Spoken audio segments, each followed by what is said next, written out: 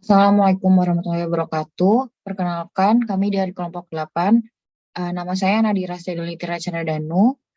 Yang kedua ada Fadilah Jihan Aliatus Solehah. Nama saya Devinda Kristina Onmehopa. Nama saya Elisa Elvina Hasim. Nama saya Rofita Firlia Justisia.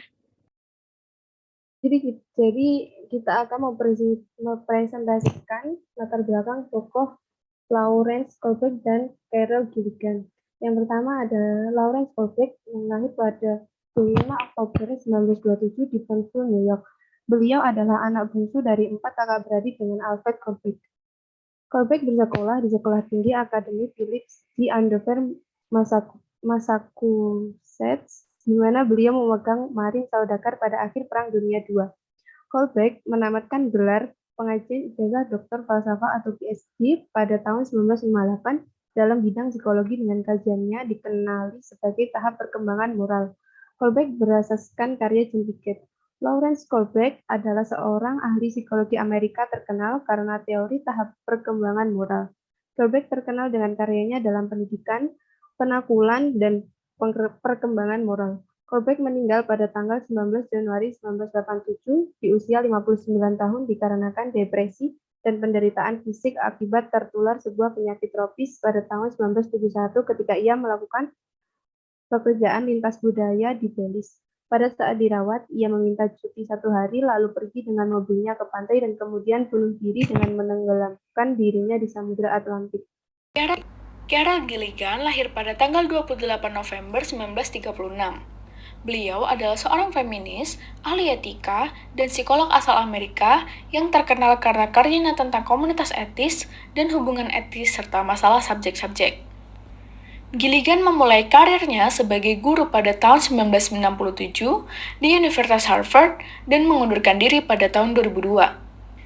Kemudian beliau menjadi profesor humaniora dan psikologi terapan di Universitas New York dan profesor tamu di Pusat Studi Gender dan Jesus College di Universitas Cambridge hingga 2009.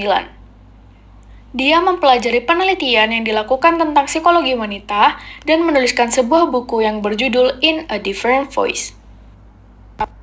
Kritiknya terhadap tahapan perkembangan moral Lawrence Kohlberg, revolusi psikologi moral, dan membuat karya Kohlberg menjadi usang. Dia adalah psikolog pertama yang mempertimbangkan perbedaan gender dalam perkembangan moral. Karyanya telah diakui karena menginspirasi pengesahan Undang-Undang 1993 tentang kesetaraan gender dalam pendidikan. Pada tahun 1996, majalah Time menempatkannya sebagai salah satu dari 25 orang paling berpengaruh di Amerika dan dianggap sebagai penggagas etika profesional. Teori Kohlberg tentang perkembangan moral cukup banyak mendapat kritikan. Salah satunya adalah pernah menjadi asisten Kohlberg, Carol Gilligan. Kritikannya terhadap teori Kohlberg adalah bahwa teori Kohlberg tidak memadai untuk menggambarkan moral dari remaja perempuan dan perempuan. Teori Kohlberg dikenal sebagai teori yang mengukur tingkatan moral seseorang. Teori Kohlberg mengenai perkembangan moral secara formal disebut Cognitive Developmental Theory of Moralization yang berakar kepada karya Piaget. Teori Kohlberg tentang perkembangan moral dibagi menjadi 3 level. Ada 3 tahap, yaitu adalah mengutamakan antar individu, berlaku baik, dan mengutamakan harapan orang lain. Lalu sesuai dengan ciri-ciri peran perempuan sebagai ibu rumah tangga atau istri, perempuan sampai usia remaja, tengah atau akhir sama dengan atau lebih cepat perkembangan moralnya dari laki-laki. Namun tuntutan peran perempuan menyebabkan menetapnya penalaran moral perempuan seolah berhenti pada tahap 3, sedangkan pada laki-laki berkembang terus. Kemudian, teori Carol Gilligan terkenal karena ide-idenya yang inovatif namun kontroversial tentang perkembangan moral wanita. Gilligan menekankan apa yang disebutnya sebagai etika kepedulian dalam penalaran moral wanita.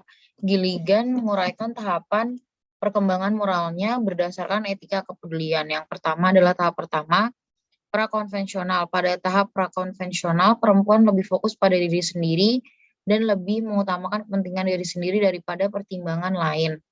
Tahap kedua, konvensional. Pada tahap konvensional, wanita mulai fokus pada tanggung jawab mereka terhadap orang lain.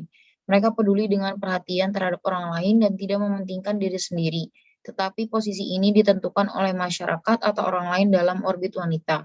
Tahap 3, pasca konvensional. Pada tahap tertinggi perkembangan moral, tahap pasca konvensional, seorang wanita telah belajar untuk melihat dirinya dan orang lain sebagai orang yang saling bergantung.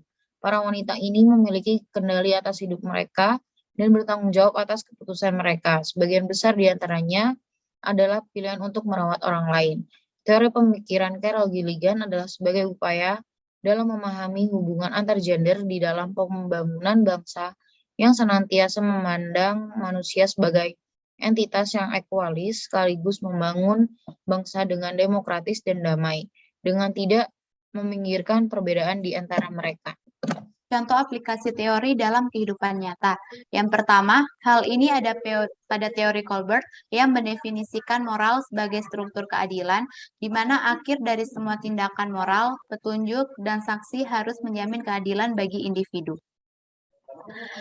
Konsep moral sebagai justice berarti menekankan kondisi manusia seperti kesetaraan, kebebasan, timbal balik, dan menghargai kehidupan. Kebenaran bagi semua orang bersifat universal. Moral merupakan prioritas melebihi berbagai kumpulan norma sosial, aturan, atau konvensi. Yang kedua, pemikiran ini dikenakan pada pemikiran feminis seperti Gilligan, Kodoro yang menyatakan bahwa ada asosiasi empiris antara perkembangan perempuan dan orientasi kepedulian. Ada cara-cara yang berbeda pada remaja perempuan dan remaja laki-laki tentang pengertian diri. Remaja perempuan membangun identitas awal mereka berkaitan dengan diri sendiri dan ibunya biasa sebagai pengasuh pertama. Sementara remaja laki-laki mengidentifikasi diri mereka dengan memisahkan dari jenis kelamin yang berlawanan yaitu ibu. Dalam prosesnya, remaja perempuan berorientasi menuju hubungan dan kepedulian, sedangkan remaja laki-laki berorientasi menuju pemisahan, hak-hak individu, butuh melindungi hak-hak, melakukan aturan-aturan dan undang-undang keadilan. Sekian presentasi dari kelompok kami. Mohon maaf apabila ada salah kata. Wassalamualaikum warahmatullahi wabarakatuh.